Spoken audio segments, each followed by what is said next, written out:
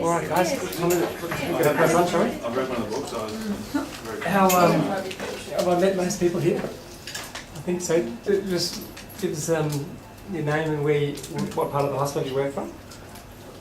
Genevieve, Damascus. Damascus? Yeah. Jenny, Damascus. Damascus. Robin, library. Yep, fantastic. Sucheta, nursing admin.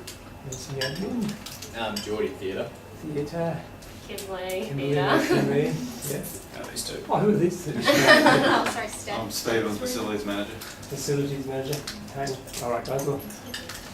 There's quite a few slides to just sort of zip through and talk a little bit about why nutrition's a big part of my practice.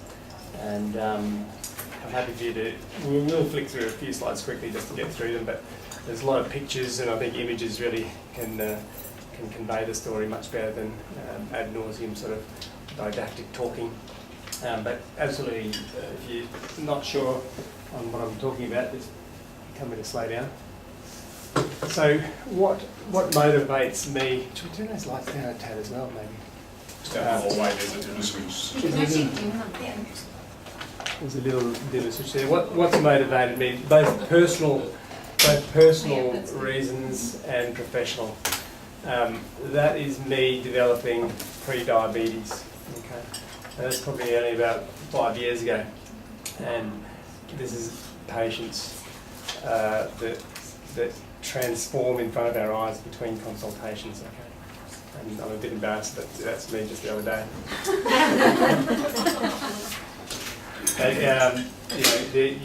You can transform your body just by feeding it correctly, there's no doubt. Now, as you know, a lot of my practice is spinal surgery, and that also happens to be mainly back pain surgery. And it's a multidisciplinary problem. It's problems associated with the nerves of the spine, muscles, joints, deconditioning, so that means coordination, flexibility and strength, and different pain mechanisms that cause people to be dysfunctional and unable to continue with their normal day-to-day lives. Now, I believe nutrition is contributory at all levels of this. Okay? So nutrition is part of the problem of managing spinal conditions. And therefore, you need a multidisciplinary approach to help these patients. Surgery is just one small component. It seems to be the big focus when patients walk in the door because they're coming to see a surgeon and they just want to talk about surgery to fix them up. But over the years and having treated thousands of patients, my message to them is that surgery is a very small part of their management.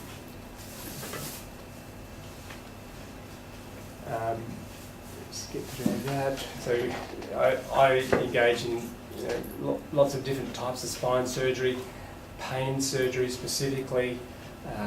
We also try to get people on the right path with their physical training as well, their physical reconditioning through effective physiotherapy and coordination, flexibility, and there's lots of different therapists out there, chiropractors, osteopaths, dry needling, massage.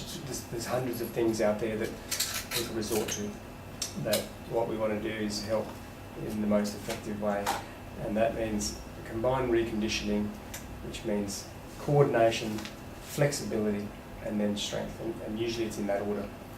Underpinning the above is the nutritional reconditioning, and we knew this 460 BC when Hippocrates, who's the most famous physician of all time, who is the founder of modern Western medicine, wrote that food is medicine.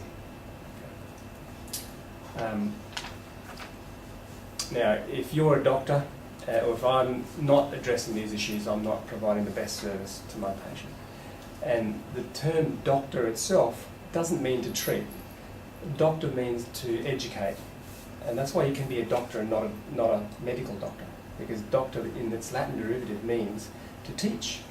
And unfortunately, doctoring has now become how do we treat this patient, not how do we educate this patient or how do we prevent disease from occurring, which is Sorry, can I just ask, you said that reconditioning was order of strength, flexibility and... coordination, Yeah. okay, coordination, flexibility to maximise range of movement, Yeah. because it's no good being coordinated if you're not flexible, because you can only do half the movement. And then once you've got coordination, flexibility, then you can start to increase strength. And that goes with pretty much any athletic performance, including the way your back moves.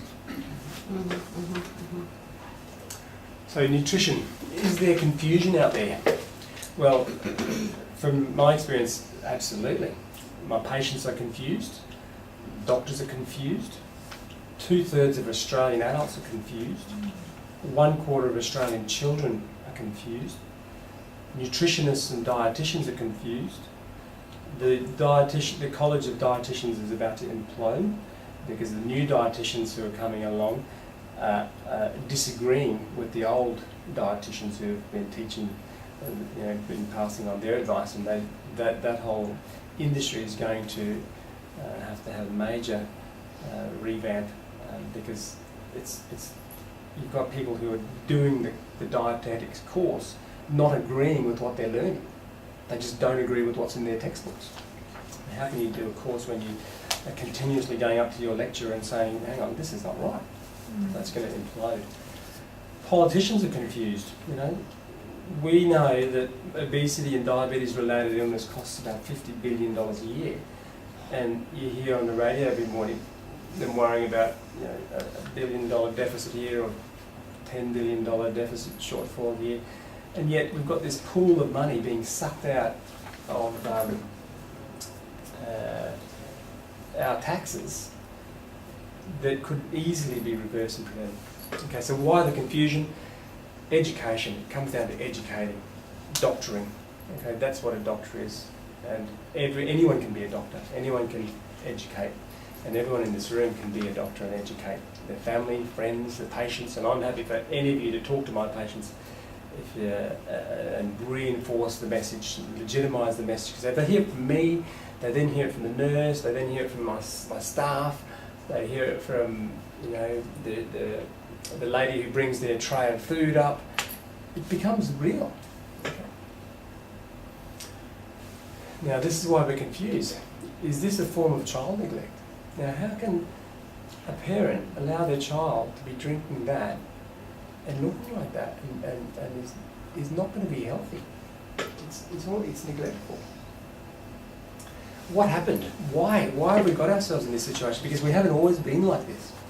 We have to then look at the history behind the development of this epidemic. And it all goes back to around the 70s and 80s when something changed. Obesity just did this massive climb. And that's fact. You can't deny that. There were changes in fructose consumption, and that's all very well documented as well. There were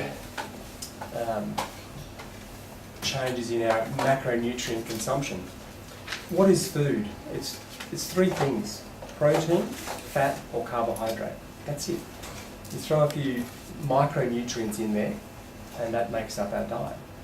So you don't have to get too stuck down on complexities. There's only three things that you eat: protein, fat, or carbohydrate. Now, traditionally, we would have eaten a ratio similar to that. Modern diets are more like this. So something's obviously different in those pie graphs. And we also have a little slide there that just talks about the different types of fat that have been consumed over the years. And you can see that as time goes on, we're getting more and more of these type of polyunsaturated oils and less of these saturated oils. It's quite obvious there the difference in the ratio of the different types of fats. So there are different types of fats: polyunsaturated fats, saturated fats, monounsaturated fats, trans fats. So that gets a little bit complicated for people, but just remember there's fats, proteins and carbohydrates. And over time, we've reduced our saturated fat consumption and increased our polyunsaturated fat consumption. That's an important point. So old dogma contributes badly to the confusion. This dogma about all calories being equal, calories in equals calories out. If you don't burn off the calories you're eating, you're going to get fat, or you eat too much and that's why you're fat. Fat and cholesterol clogs your arteries. Grains and cereals are healthy. If you're diabetic, you have to eat carbs. You need carbs for energy. Athletes need to carb load to perform. All of this is just made up. Okay? This is absolutely false, unscientifically founded, but it is rehashed over and over and over again by everybody, and by media, and by magazines, Men's Health, Women's Health. I get those magazines in our waiting room and I have a look at them, and it's just absolute rot. There's no science behind it. It's been put out there, and it sounds like it makes sense. So let's just repeat it. But if you actually think about it, it's not true at all.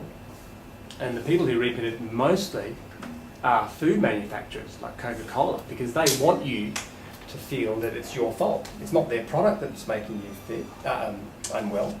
It's you, making you be the person who's caused your illness, not their product, because it gets them off the hook.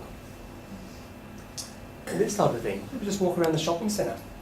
Frozen yogurt, the healthy treat. Our yogurts are 98% and 100% fat-free. Now, why do they put that there?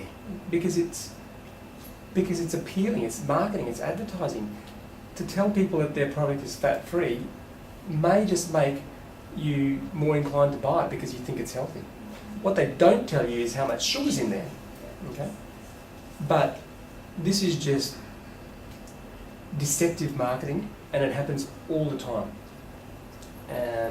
And we're the guinea pigs that are suffering.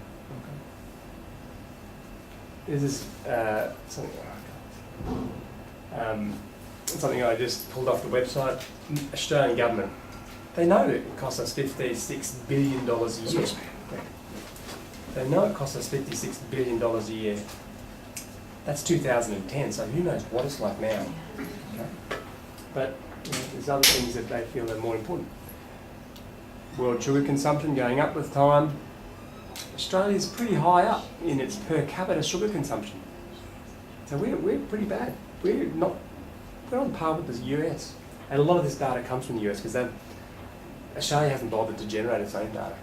But we know how sick Aussies are. This is a nice little map showing prevalence of obesity in the US. Okay, so you see the different colours. You can see there's no data for the white. Less than 10% obesity in these pale blues, and 10 to 14% in the dark blues. Now let's see, we're going to step up in 5-year intervals. There you go, there's 1990, more blues. There's 1995. Now we've had to add a new category. We've had to add a new colour because we're not just 10 to 14%, we're now 15 to 19%. We've had to add a new colour in 95. Let's go to 2000. Now we've had to add a yellow for greater than 20% of the population. Okay? And then the dark blues getting more. There's 10% here, and there's hardly any pale blues now, and everywhere's got data. And it's just staggering. As we go to 2005, we've had to add another category, 25 to 30% of the population. And greater than 30% of the population starting to creep in the south. And I'll just let Tony walk in. Sorry. Okay.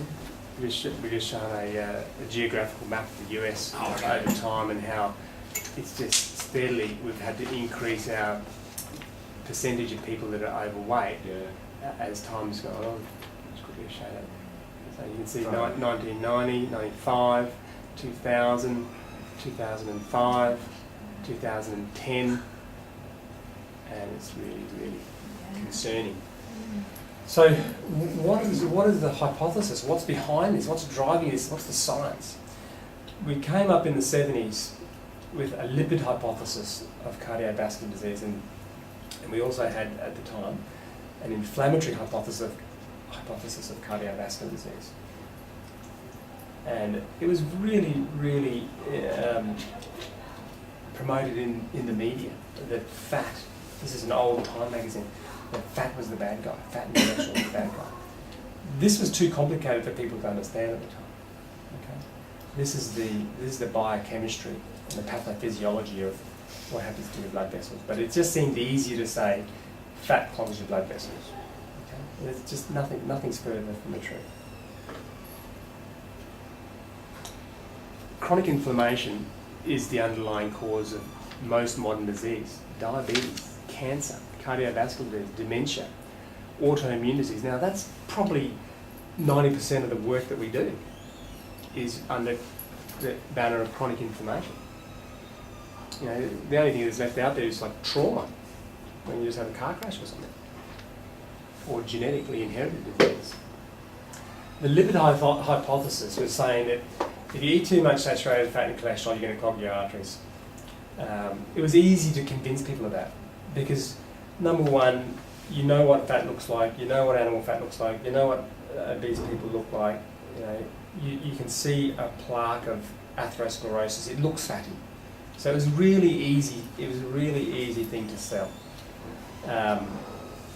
And the result was removing fat from the diet led to a replacement of fat with carbohydrate. Because remember, there's only three macronutrients: protein, carbohydrate, and fat. So you take away the fat, you're suddenly taking away a huge amount of your caloric intake. What are you going to replace it with? You just increase your carbohydrate. No one could eat 3 steaks in a setting, so they increased the potato and starchy vegetables and bread. So it led to this carbohydrate storm, an absolute storm.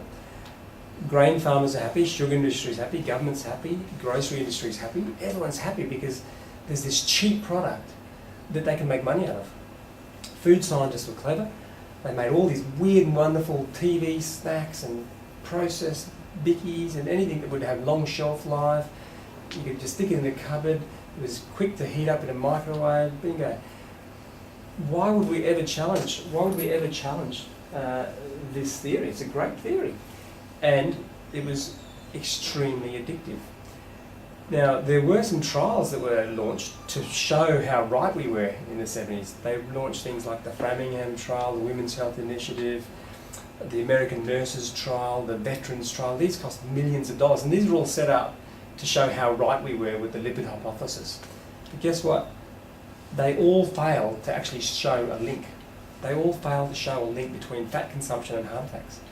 But we had blinders on. We were completely indoctrinated that this was right, so it got swept away.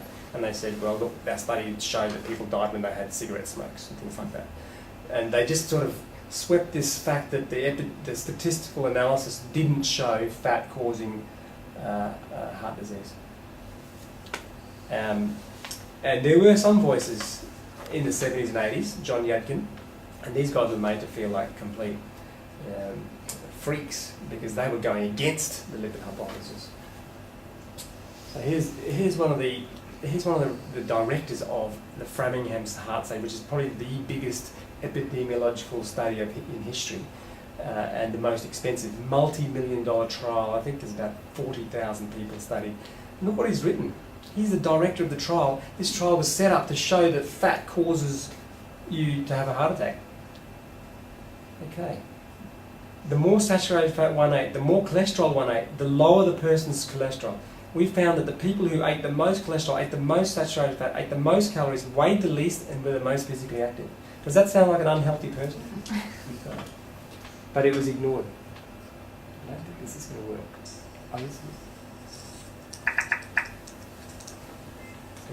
John Yadkin against Ansel Keys.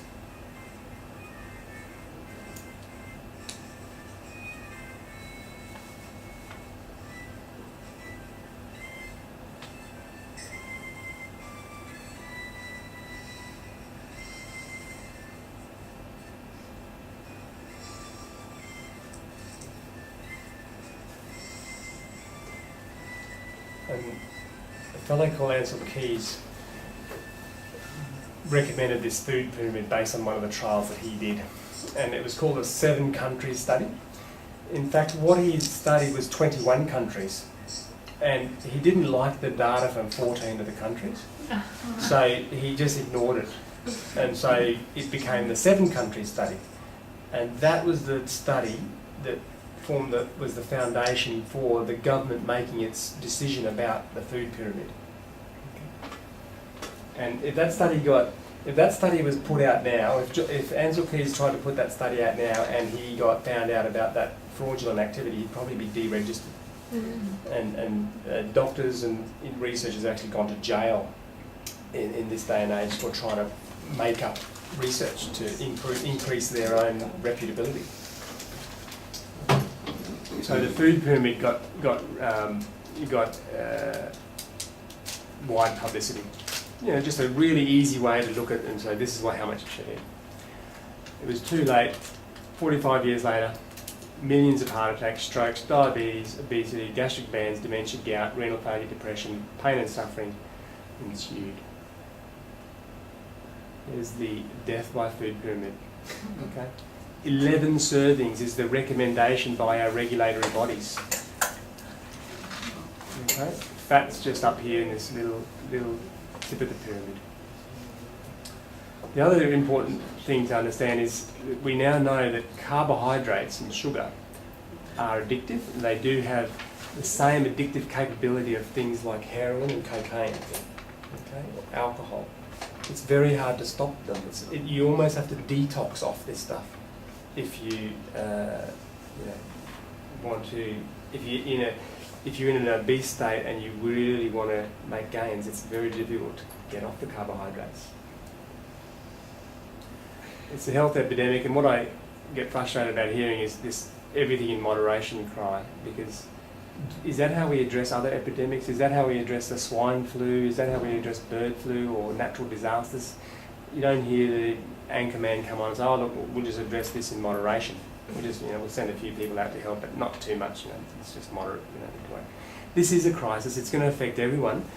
It's going to affect my business, it's going to affect this hospital, it's going to affect the way you guys work. Hospitals won't be the same in 10 years' time. Most of the disease is going to be obesity-related illness. And there'll be obesity hospitals. And the money, I don't know where the money's going to come from. It'll be like America with the bankrupting of Medicare. Okay.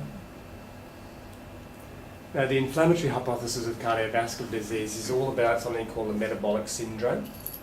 And the main take-home point about metabolic syndrome is the development of insulin resistance. Okay. I don't want to spend too much time labouring, but insulin resistance occurs when you keep subjecting your body to carbohydrate consumption, because the pancreas has to keep working hard to pump out insulin. Young children have exquisite insulin sensitivity, so they will pump out a very small amount of insulin to deal with their big, 10-year-old birthday party where they've just consumed chips and cordial and ice creams and cake, and they're completely jumping off the walls, but they've only released a little tiny bit of insulin. Whereas for an adult who ate that much carbohydrate, our body becomes less sensitive to insulin. So if we're going to eat that much sugar, we have to pump out a lot of insulin to do the job. And that happens with time to everybody. Everyone's insulin sensitivity reduces as they get older. And so therefore the pancreas starts to work harder, more insulin floating around. And this is what happens when you have insulin floating around a lot. Heart disease, lipid problems, hypertension, type 2 diabetes, dementia, cancer, polycystic ovary syndrome, and hepatitis. The apple versus pear shape is important. Some people are born with a genetic distribution for fat around the hips, and that's different to central adiposity. Central adiposity is a more classic feature of metabolic syndrome. IDF, International Diabetes Federation, says that 1/4 of the world's adults have metabolic syndrome. 1/4. And it just amazes me that so many doctors don't actually really understand metabolic syndrome. Because if they did, I wouldn't have to be telling 90% of my patients to come off their carbs because they're obese and they're about to have a spinal fusion. And that's how I know that the doctors out there are not giving the advice that they should be. And that's just a biochemical definition of it, and you can actually do some tests and identify whether you do have metabolic syndrome. What does insulin do? There you go. High insulin causes the central adiposity, makes you sleepy, makes you depressed, makes you have apathy, poor motivation, inactivity, blood sugar spikes, all the bad things. Now, the one thing that I really get upset about is, and I had a patient this morning tell me that it was his fault that he was obese. He's got back problems. He says it was his fault that he was obese because he was lazy. I said, that's absolutely right. Who told you that? That is not true. The reason you didn't become inactive was because of your metabolism. So his insulin levels were high, and what does insulin do? We know what insulin does. It makes you lethargic and sleepy and apathetic and poorly motivated. It's a hormone, just like thyroid hormone, just like estrogen, testosterone. That makes you, it has a physiological function. So when your insulin levels are high and you're eating badly, why would he feel like exercising? It's not that he was lazy and therefore he got fat. He ate badly, his hormone of insulin elevated, and then he became lazy. Okay, so it works the other way around.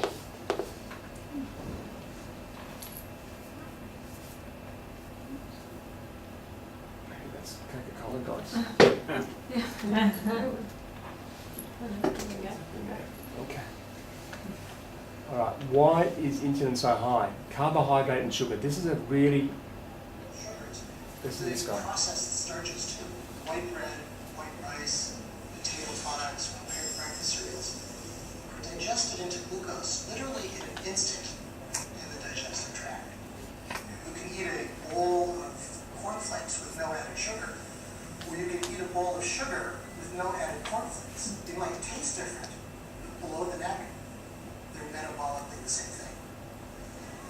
So that's really important. They are metabolically the same thing. And this is another conjectural thing that I always have with my patients, and is that they think it's low GI. They think their oats and their porridge and their potatoes low GI. But as you just heard, once it gets into your stomach and into your bloodstream, there is no difference between the sugar in a potato versus the sugar in a Mars bar. Okay? It's a really important concept, and this is where we've run into the problem. Okay. That graph is important. What happens when you eat fat? Insulin level hardly budges. What happens when you eat protein? Goes up moderately. What happens when you eat carbohydrate? Shoots up. Glucose equals carbohydrate. Right? What's happening in our liver and our blood vessels? It gets a little bit complicated, but essentially we're developing stiff arteries from glycosylation of proteins. So have you ever heard of hemoglobin A1C? Yep. Okay, so that's a protein, hemoglobin. When you have lots of sugar, it binds to the protein, and we use that as our measure to see how well your diabetes control is. But it doesn't just bind to hemoglobin. It binds to the proteins of our blood vessels. It's called the basement membrane. Now, when the basement membrane, it's normally meant to be flexible, so if you feel your pulse on your wrist, you can feel that blood vessel bounding. It's elastic. When you have that basement membrane covered in sugar, it becomes stiff. Okay? Stiffened arteries. And stiffened arteries are more prone to little microscopic tears. And that's the microscopic tear that allows the LDL particle to get into the basement membrane and set up that inflammatory process. That's what happens to your liver. It's called fatty liver. And that's from eating, that's an experiment where they fed mice fructose. And over a period of, how many weeks was it? 16 weeks. They basically developed hepatitis. The same as what alcohol does to your liver, but with fructose. Now, when you develop metabolic syndrome or insulin resistance, this normal pathway of glucose to fructose accelerates about 10-fold. So normally, when we have a Mars bar, 3% of that glucose will go to fructose. Okay? When we have metabolic syndrome, 30% of the glucose gets converted to fructose. And fructose can only be metabolized in the liver. That's why fructose is actually worse for you metabolically than glucose. But as you know, sugar is half glucose and half fructose. And therefore, if we're eating all these things and we have metabolic syndrome, 10 times the amount of our carbohydrate load is going to produce these bad LDLs, low density lipoprotein. And this is a little bit complicated as well, but it comes from Melbourne Pathology. This is one of the biggest pathology companies in the world, S&N, Sullivan & Nicolaides, and they're a subsidiary of another bigger company. And they process more lipid tests than anyone else in the country. And the professor who is in charge of the lab is Ken Sakaris. Now this guy knows what he's talking about.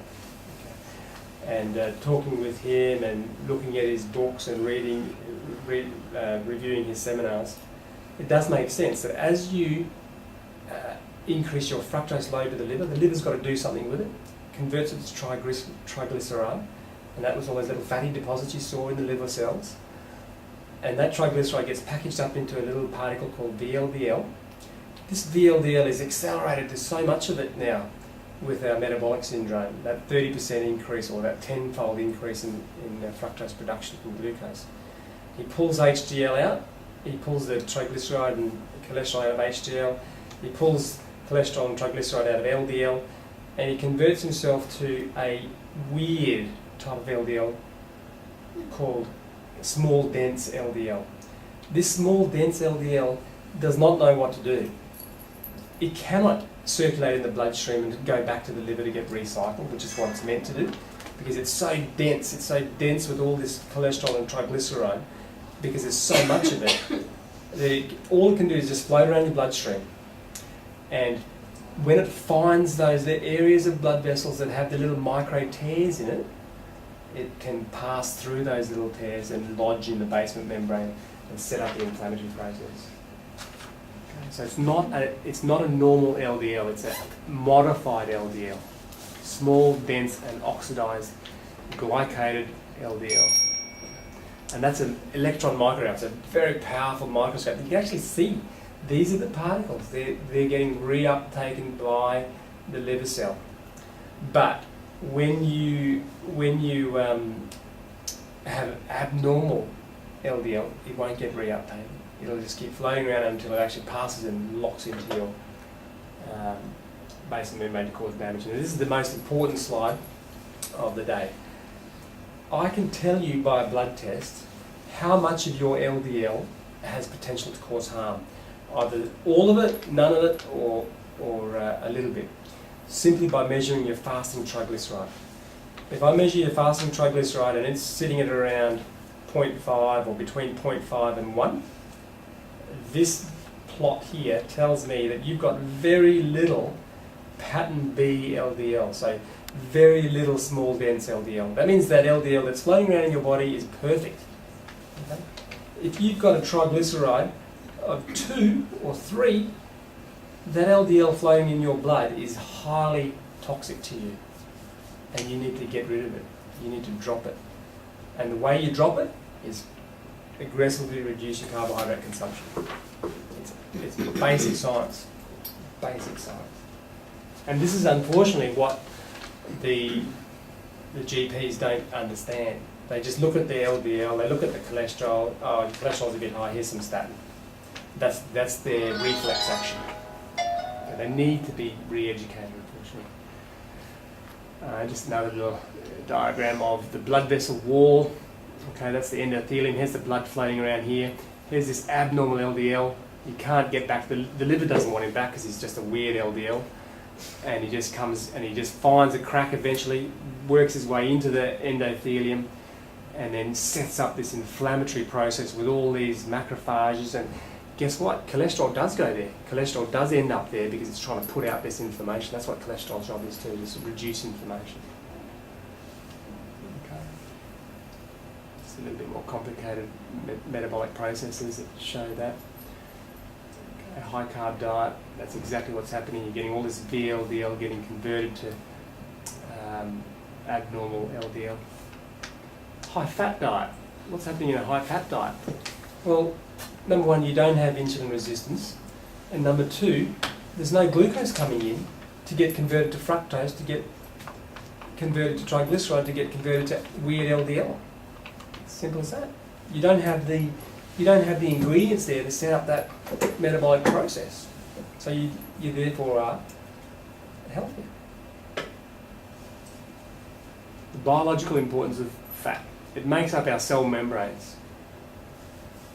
It is part of our signal to say, yes, we're full now. And everything in between, heart, bones, liver, lungs, hormones. The roles of cholesterol, vitamin D, bile, repairing cell membranes, brain and nerve tissue. So a lot of my patients also have tingling, peripheral neuropathy. And they're all on statins. And they're all eating carbs. And so therefore, that's what's contributing as well to their problem. Not that they need an operation.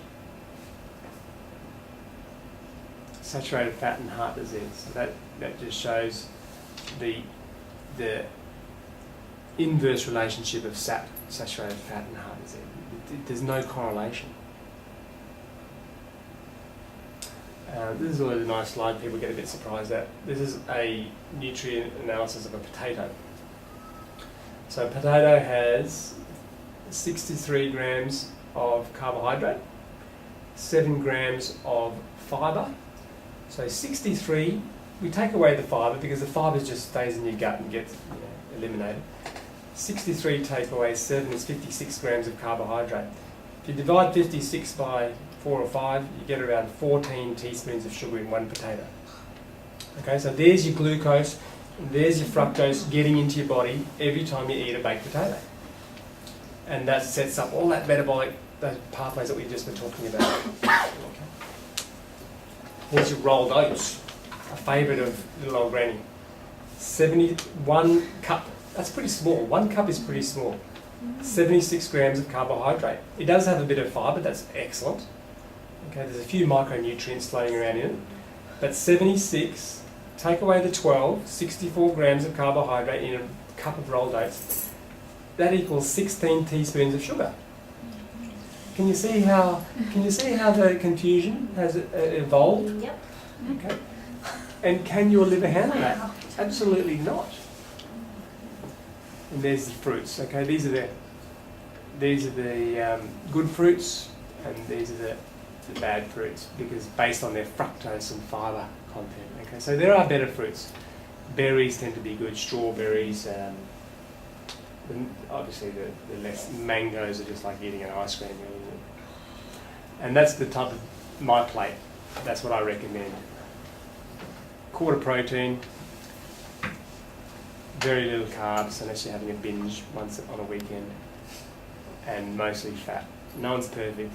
I had a whole tub of Ben and Jerry's the other night. But there's so much food and healthy food that you can create and have low carb and high fat that is healthy and delicious. You don't need to think that you're depriving yourself. And I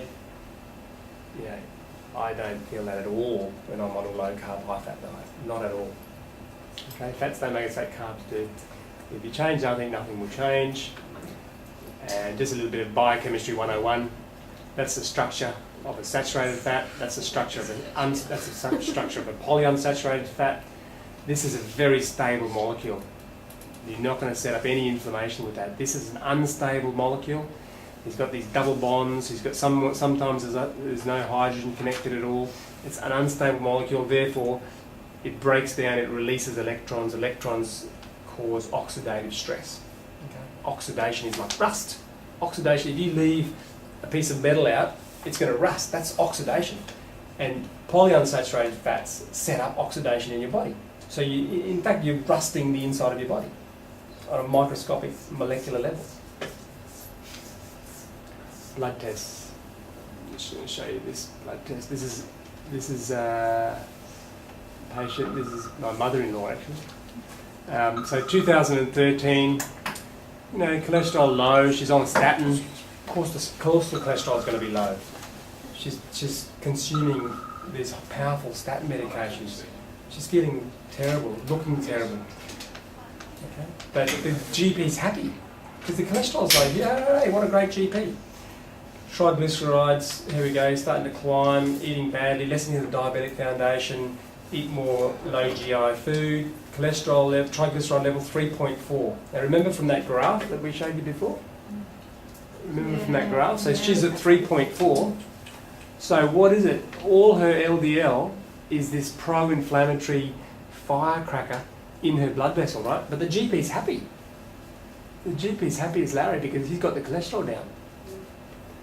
Okay? So all this LDL here is like dynamite in her. Her HDL is very low, and that should be the opposite, should be high. But she's getting sicker and sicker and fatter and increasing her diabetes medications. And then I send her to a specialist, diabetes specialist, who says, oh look, type 2 diabetes is progressive. It's progressive disease. You've got to go onto insulin now. Just keep doing, you're eating really well, but it's just a disease that gets worse. So here, have some more medication. Don't address what's driving this. And until she got threatened with having to have injections all the time, she actually came and had a bit of chat, and I said, this doesn't make sense. And this is at the time that I was becoming a little bit more aware of the problem and seeing patients that didn't just respond to surgery. You need to do more. And I said to her, go for 3 months. Just listen to me for 3 months. It's not going to kill you to just listen to me for 3 months. Get off that, pita bread and multigrain bread and all the other recommendations. I've looked up the recommendations. It's ridiculous. The amount of carbohydrates they recommend you have. So we got her off. Carbs, and she had lots of fat. I had to convince her. I always spoon feed her fat. But look at her triglycerides now. 1. Okay. After 3 months. It was probably a bit longer, about 6 months. HDL's climbing. Now this triglyceride is 1. This LDL, which they are calling on the sheet atherogenic, is 2.16. But I don't care about that because I know that if my triglycerides are 1, all of that LDL is normal LDL. That is doing its job. It's transporting triglyceride and cholesterol to the body to do what it needs to do. Make your hormones, make your cell membranes, give you energy. So that's what it's meant to do. But even on the sheet, it says in red. So the GP thinks, hang on, this is bad. What's going on here? It's in red. It doesn't make sense. That's a pathology recommendation too, isn't it? Well, it's just a computer-generated glitch because it says it's supposed to be below 2. But when you look at the triglyceride, it's 1. So let's go back to here. She's now here. So all that LDL is safe LDL. All right, we don't have to worry. It's not the type of LDL that's going to cause your problem. And just for kicks, I actually went and asked her to do another blood test and actually measure that LDL. I wanted to know what type of LDL it was and see if that graph was accurate. And so we measured the LDL, the small dense LDL, and you have to send that blood test to Sydney. You can't get it done in Queensland. You have to actually have to ask, I want this blood test going down to Sydney, I want to measure small dense LDL, pattern B LDL. Look at that, 0. 0, 0, 0, 0. So that tells us that the triglyceride is the most important factor. You don't have to worry about your cholesterol, you don't have to worry about the LDL. And she's lost 30 kilograms. And she's off one of her diabetes medications. She used to be on 2, she's down on 1, and she's stopped the frequency. And her hemoglobin A1C is probably better than mine. It's 2013, 10.8. When was it last taken? Hemoglobin A1C is not on that slide, but yeah, the hemoglobin A1C is like non-diabetic. And the GP's one is now taking notice, isn't he? And the GP has talked to us saying, hey, how did you do this? You're not a GP. She's educating him now. She's going in there with all the articles and paperwork, and I'm not making this up. This is studied by people. It's just a matter of getting the right people on board. Okay, cool. Any questions? Like Australian Heart Foundation is still advocating low fat. They are. And yeah. They are. So for breakfast instead of my porridge, should I be having an egg or something, or bacon and eggs? I have 2 to 3 eggs a day Yeah. for brekkie. Every day? Yeah. With the Every yellow, day. with the yolk. Massive, yeah. Yeah. Massive amounts of melted cheese, cracked pepper, fried up tomatoes, drizzle with a bit of coconut oil or something like that. But my breakfast is the the best time of the day because it's always a hot brekkie and tastes delicious, and you just starts you off feeling energetic. I've changed my children actually over their breakfasts, slowly changing them to with us with bacon and eggs or sausage with egg.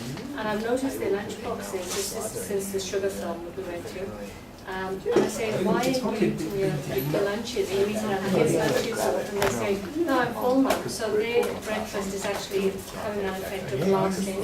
The teachers' parents' snacks we've had, the one child that couldn't sit still, and he's now settled down, he's more focused. So I'm seeing that the benefits of it. If you want me to come along and do a talk with you. Yeah, full fat. Yeah. Butter, cream, full cream milk, anything that's half fat. Yeah, cream. Okay. But you're doing this, but you're doing this now.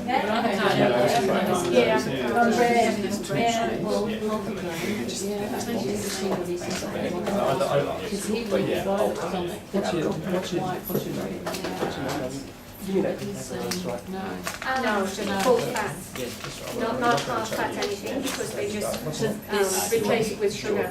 So if you look at the nutritional, the back of your video, the nutritional components, and you see the sugar content and carb, you divide them by 4 and that will tell you how much teaspoons of sugar actually in a small amount. And you know yourself, cereals, they're only a very small serve, so you're always going to feed yourself more than what that serve is showing on the back anyway. So it's quite surprising. So when it comes to label reading, what would you advocate that sugar?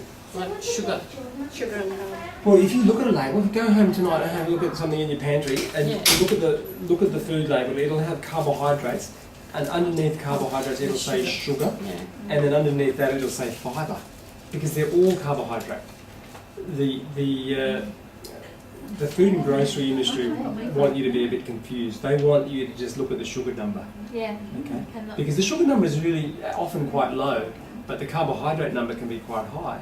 But it all converts. But it all converts. Once it gets into your tummy, carbohydrate equals glucose. Remember? And so you really have to try to eat foods that are low in carbohydrate per serving. So even a fried egg is better than porridge. Oh, In fact, yeah. I fried egg 1,000 times better. Yep. You'll notice that you're fuller. So what about the GI levels? What are you saying with that? It doesn't really matter because the GI influences that graph. Remember that graph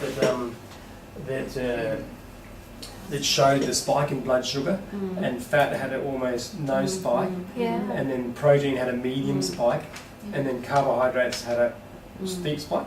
The low GI one, you'll still get the same. You're still having the same amount of sugar. It's just that spike will be a little bit broader, so it'll just be a more drawn out spike, low GI. So the blood sugar rise is not as quick. If you were walking that off, say, if you were like throughout your day, because you're using energy all the time with metabolism. Yeah, of course, yeah.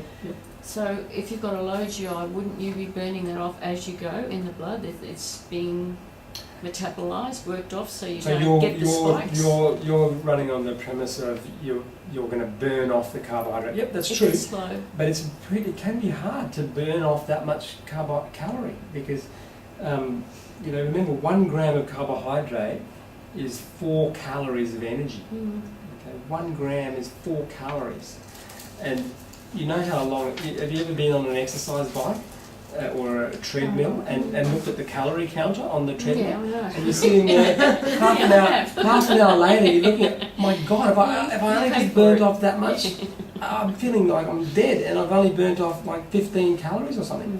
And so yes, what you're right is right, but you would have to do a lot of walking around because in one multi-grain slice of bread, there is, say, 2 to 3 teaspoons of sugar. So let's just say 3 times 4, that's 12 grams. So 12 times 4, so 48. That's 48 calories. So that means you need to be on that. You need to be on that bike for about an hour and a half. For one slice of bread. So you can see how it overwhelms your ability physically, and that's where the line comes in about you can't outrun a bad diet. You can't outrun a bad diet because you're not doing enough running to match the calories. You know, some of those burgers are like 4,000 calories, and you think you're going to go for a jog? You'd have to go for a jog for 6 hours. No one does that. No one does that. Professional athletes can, so triathletes and Olympians and Commonwealth Games, and they train Monday to Friday like we go to work.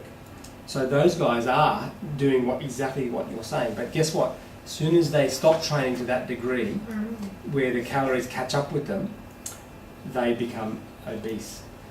Look at people like the footy players. Look at Mal Meninga. He was lean, absolute tank. But as soon as he stopped training, look at him now, he's an obese, pre-diabetic. And that's all, lots of them. So what would you typically eat in like a day? Like, so you'd have lots of meat, lots of lots of green veggies, heaps of butter, nuts. Yeah. Macadamia nuts. Heaps of nuts. Yeah, because they've got the good oils. Macadamia. Yeah. But there are. Yeah. Almond nuts. What's substitute of meat? Like I don't eat red meat. Chicken, or substituting protein. You don't eat I don't eat red meat, so I can eat chicken though. Yeah. Fish. You can only fish like salmon. I mean, when it comes to that sort of stuff, like I then, when people start asking me about what should I eat, I tend to just defer to a dietitian because they know what foods. But my focus is on the science and understanding the pathophysiology. But we have, my wife's a nurse and she's a nutritionist as well, and so I try to get them involved in talking to her because she comes up with the imaginative ideas. And like instead of rice, you can use cauliflower. Pizza base, you can make a cauliflower pizza base. You can make a meat pizza base. You can make zucchini pasta. Zucchini pasta is delicious. I couldn't tell the difference the other day. I rang up my wife and said, "Why are you giving me pasta? You're breaking my carbohydrate." And she said, "It's not pasta. It's zucchini. It's really good." And lots of dairy. Yeah. They eat a lot. Yeah, they have their eggs every morning, just like Di's kids. And it really makes a difference. How much sugar is acceptable? Okay, so for someone like you don't look like you've got any features of metabolic syndrome. Okay, remember it's when you develop metabolic syndrome that reaction accelerates tenfold. So you go from 3% conversion to 30% conversion. So for you it probably doesn't really matter. Okay, but the moment you develop features of metabolic syndrome, you want to keep the carbohydrate levels down significantly. So 40 grams a day. 40 grams a day. That would be how many teaspoons? That's 10 teaspoons. 10 teaspoons a day. Yeah. And that's your carbohydrate and any other added sugar. All sugar, sugar together. just call it carbohydrate. What's the, but you don't have metabolic syndrome, so your body won't be converting as much of the glucose into fructose. Okay, so we're lucky that your friend or mum or dad who has central adiposity, high blood pressure, deranged lipids, type 2 diabetes, they're going to be, every little morsel of glucose gets converted, or 30% of it gets converted to fructose gets, and then it sets up the whole chemical reaction. So they need to drop it down substantially. Sorry. No, you're right. No, just like within the fitness industry today, there's this, I guess, buzz with all the protein shakes and what do you think with that? Are they safe? Well, look at them and just see they're okay. If you're for weight loss or for fitness. Okay. Yeah, just part of your daily diet. I've got a friend who's a professional triathlete, and he's still convinced that he needs to carb load before an event or in his profession as an athlete, as a triathlete, and he's slowly coming around to experimenting with zero carb training because energy-wise, 1 gram of fat contains 9 calories, 1 gram of carb contains 4 calories of energy. So in actual fact, the more efficient fuel is fat, and you do not need carbohydrate to maintain athletic performance, because you've got the energy in your fat, in your whole body. You've got an immense amount of energy. You don't need carbohydrate, but you've got to train your body to utilize that fat for energy, and that's called keto adaptation. It takes about 3 weeks. It takes 3 weeks. Because if you're in a sprint situation, like fat is normally burned in a slow Yeah, but release, isn't it? you will get that energy from gluconeogenesis. So if you eat fat, you can still produce glucose. So your muscles will still have glucose. Your muscles will have glycogen. Glucose joined together, it's called glycogen, and we replete our muscle glycogen in 12 to 24 hours. So if you wanted to do a sprint, you would have glycogen packed in your muscles that's got there from its fat. From fat gets converted to glucose, and it'll store it in muscle as glycogen. So you can still do high rapid exercise. And then if you wanted to do long duration exercise, like say you wanted to go for a 1 hour run, your body then becomes keto adapted, and it can tap into those fat stores throughout your body, under your skin, in your belly, everywhere. And I can tell you there's a lot more energy in your fat stores than there is in carbohydrate stores. And so in fact some of the performance now is the athletes that are doing better are those ones that take on keto adaptation early. You can't just go, oh, tomorrow I'm going to be a fat loaded runner. You have to build up that metabolic flexibility. Because Your body has to go. By just practicing. No, it'll just happen automatically. Just what your body adapts to, your change in diet and that sort of stuff. Yep. As you start to wean down your carbohydrate consumption, your body will switch on those enzymes that mobilise fat.